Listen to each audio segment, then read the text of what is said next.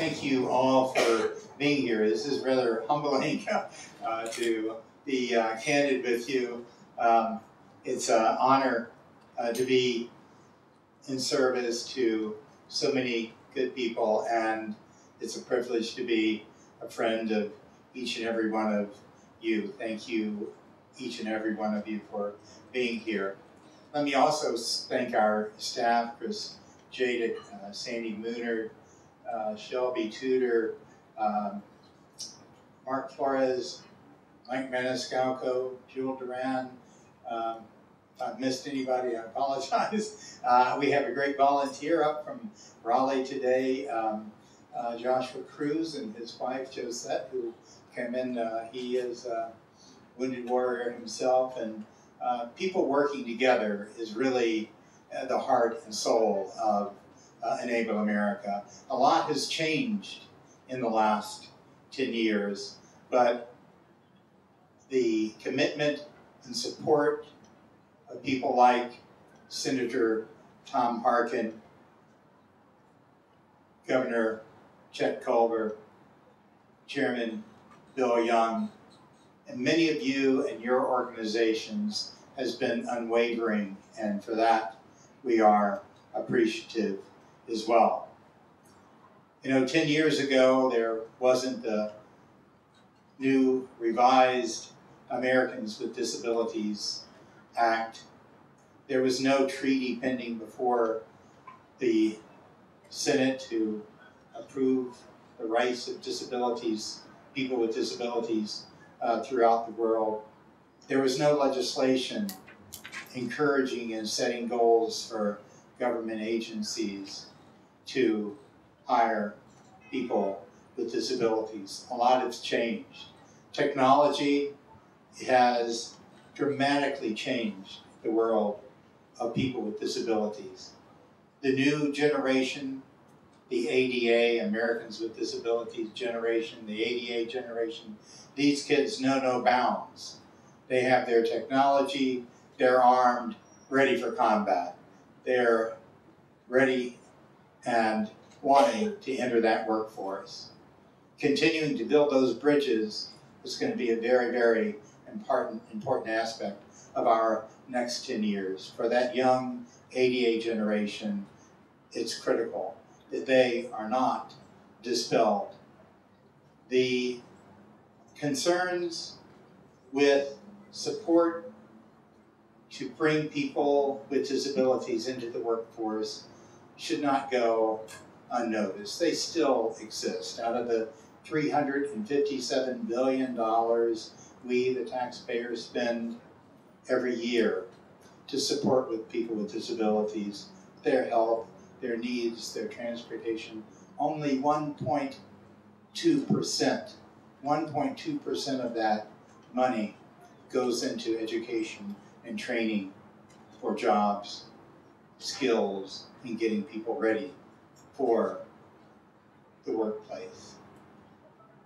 The concern goes further for when these young people sign into a government program, SSI, SSDI, Social Security income, and other benefits, only 0.005%, a half of a percent,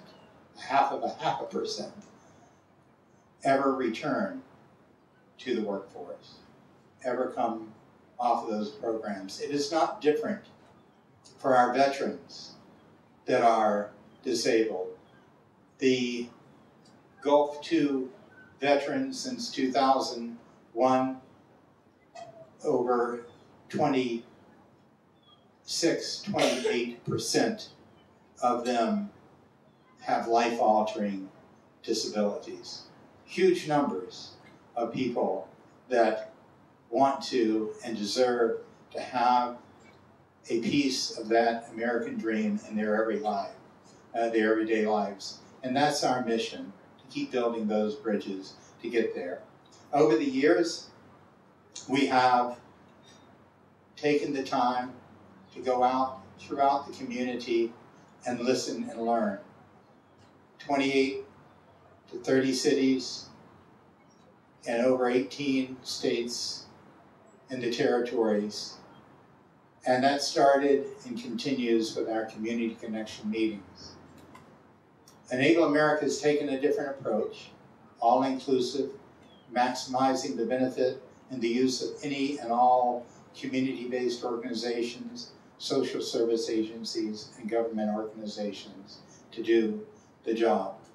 In those listening tours that started and ended in Des Moines, Iowa, I was called aside by a mother one day who said, "Before you leave, could you go by the VA and talk to my son and his friend? You know, I moved here with my little business so they could work with me while they were going through the rehabilitation process, and all they want to do is sit there all day." I did stop by the VA and sat down with these two young men and said, "Hey guys, why are you just sitting here? Why don't you get out and do some things? You don't have to stay here all day waiting for your next appointment." "No, we're not really comfortable doing that." That was resounding to me because I heard myself. I heard those same words that had come out of my mouth when I was a kid. I was 16 years old, going on 17, and all of a sudden I couldn't see, and I wanted to stay in my room the rest of my life. And I was in that room for an eternity or two until some friends, comrades came by and said, "We're going to take you out tonight." And I said, "No, I'm comfortable right here, just like those two guys in the VA lounge. No, you can come out with us. We'll tap on the window. You can climb through. We'll catch you on the other side. And not to worry, when we bring you home, we'll put you back through the window and nobody will ever have to know you left." I said, "Oh, well, no thank you." Well, the tap came at 11 o'clock that night, and my friends caught me on the other side of that window, and we went out. And riding back home that night with the windows down and the music playing and telling a few jokes, I forgot all but a brief minute that I couldn't see. I didn't even think about it. Well, we got back, and my dad said, "You know, you need to let us know when you're leaving the house, son." "Yes, sir." Good Navy family there. Aye, Skipper, we'll do that. And the other thing he said sort of represents what we do today. He said, "You need to be on the other side of that window for others that will follow."